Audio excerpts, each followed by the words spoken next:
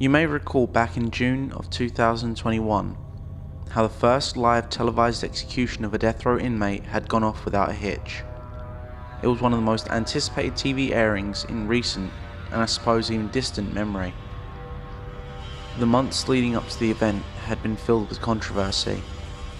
There were clashes between protesters and supporters. The protesters stated that the general public, especially children, should not be subject to such barbarism. The supporters argued that viewing it was not mandatory and that children could be kept from seeing it by their parents if they felt it was necessary to shield them. Not only that, but it would also be a major deterrent for many would-be criminals.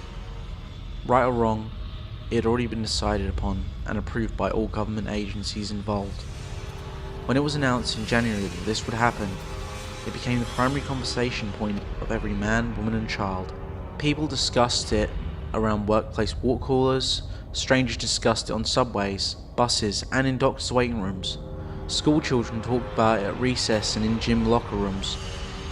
It could be eavesdropped from adjacent restaurant tables everywhere. Everyone had an opinion, and everyone was curious how it would play out. The criminal's name was Harlan Wade Forrester, known by all three of his names, as most serial killers seem to be. However, before his capture, the public knew him as the Red Baron Killer, because he left each victim with a neatly carved Maltese cross in the small of their back. He was the epitome of a vile human being.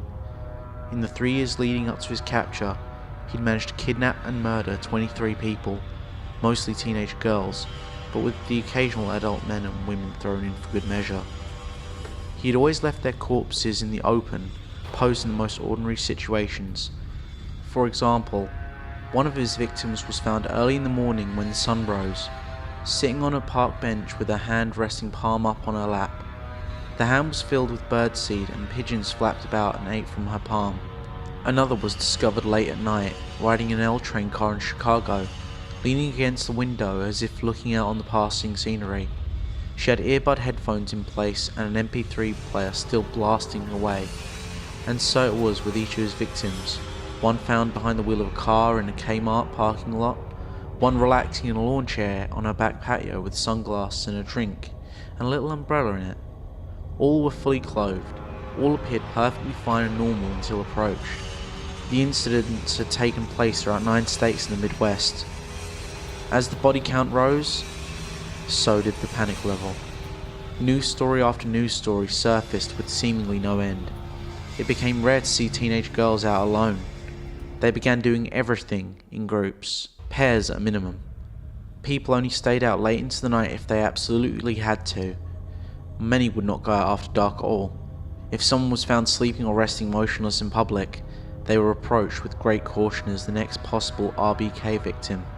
There was a collective sigh of relief in big cities and small towns alike on the day it was announced that he had been captured. Relief swept over the population, and things returned to a sense of normalcy. Folks went about their lives without having to keep a madman in the back of their minds. Harlan Foster's great trial gripped the nation. He was without question one of the most hated men in America. And if you asked anyone you met, they'd tell you that they couldn't wait to see him pay for what he'd done. It just so happened that they would get their wish. The court proceedings were highly publicised, and not a day passed that local and national news channels did not update the trial's progress. The FCC had already been searching for a case to use as precedent, but there were 2 main factors that had led to Harlan's case being chosen as the first televised execution. 1. He was guilty beyond a shadow of doubt. After all the DNA and fingerprint evidence was collected and presented, he had confessed to all of the killings, and even divulged 2 that had not yet been discovered. There was no way the FCC was going to allow a criminal to be executed on live TV if there was even a minute amount of chance that he was an innocent. 2. Everyone wanted him dead. As mentioned previously, the public's opinion of Harlan was on par with Charles Manson or Adolf Hitler. If the FCC was ever going to act, now was the time. It was the perfect storm. The trial had reached its completion in December 2020, and Harlan was sentenced to death by lethal injection. The execution was immediately scheduled for Monday, June 1st, 2021 at 6 p.m. This brevity in the legal process was almost unheard of, but special circumstances were encountered due to the nature of the case and to keep public interest heightened for the impending broadcast.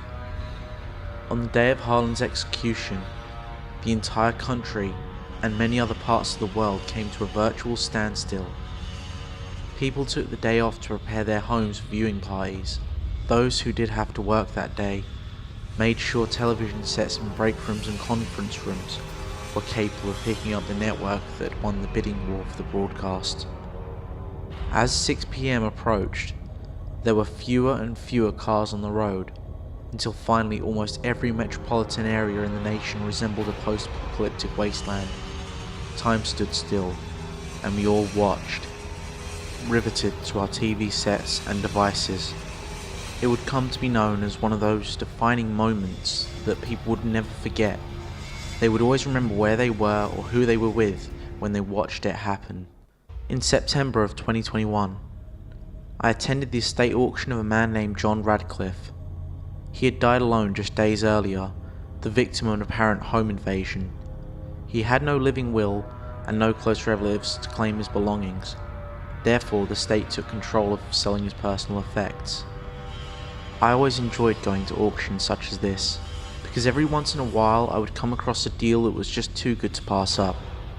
And this auction was no exception. Being a movie buff, I was excited when lot number 312 hit the block. It was 2 large plastic tubs, full of Blu-ray and DVD movies. I estimate that there were probably about 200 or more.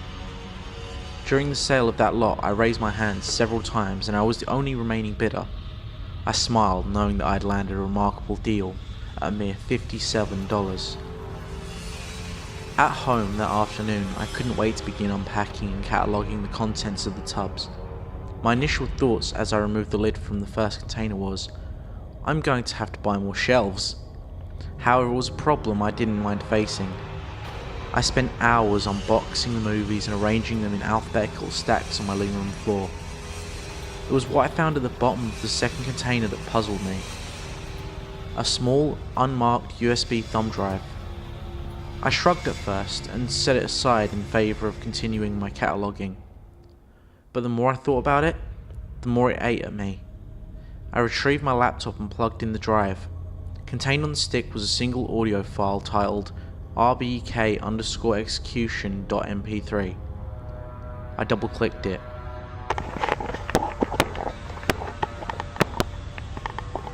This thing up. This is John Radcliffe, and I feel that I have to share my story. It's been bothering me for weeks now, and I just want to get it off my chest.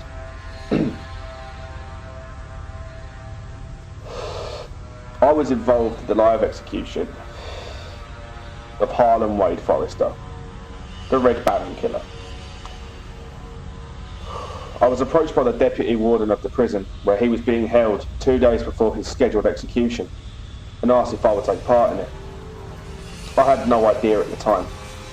It wasn't until I was escorted to the prison and was briefed by the warden that I really knew what was going on. You see, I was chosen because I looked so much like Harlan. At least that's what they told me. And I agree, I do look like him. Well, as it turns out, Harlan had actually escaped from his prison cell the previous day. Don't ask me how he did it, because they wouldn't tell me either. The thing is though, they wanted to go ahead with the execution for the public's sake. They'd been playing up so much and millions of dollars had already been spent on a TV contract and advertising and whatnot. They just didn't want everyone to go back into panic mode, you know? Not only that, but the prison needed to save face.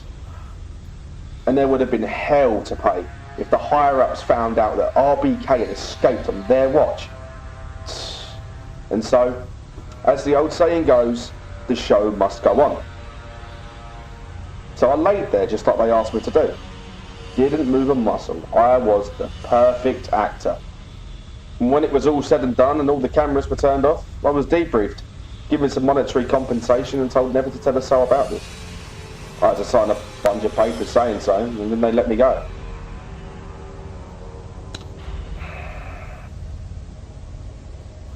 Technically, I'm not telling anybody. I'm just recording this for my own conscience. I just need to be able to sleep better. I was in shock. I had no idea what to do with this information. It was like I stumbled upon proof that the moon landing was faked, and I was the only person on Earth that knew about it. Except in this case, there were at least a handful of others that were privy to the charade. I needed to think. I turned on my TV, the very same TV which I'd witnessed some guy named John Radcliffe fake the death of Harlan Forrester back in June. The evening news was on, and to my surprise, there was a mention of a death of John Radcliffe. The young lady anchoring the news was barely able to keep her composure while she read the lines from a teleprompter that told her that John's autopsy had revealed a Maltese cross carved in the small of his back.